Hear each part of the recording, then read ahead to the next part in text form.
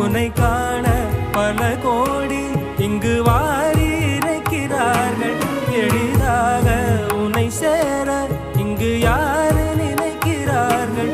அலங்காரம் அதில் நீ இல்லை, அகங்கார மனதில் இல்லை, துளி கள்ளம் கபடம் கலந்திடாத அன்பில் இருக்கிறாய்.